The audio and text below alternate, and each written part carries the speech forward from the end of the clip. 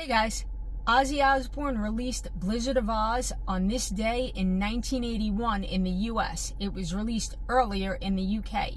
It had some great songs like I Don't Know, Mr. Crowley, Crazy Train, Goodbye to Romance, just an incredible album. I want to know what your favorite song off of it is. I don't even know if I could pick one. Of course, I love Crazy Train, but I'm a sucker for a power ballad. I did love Goodbye to Romance. Let me know in the comments.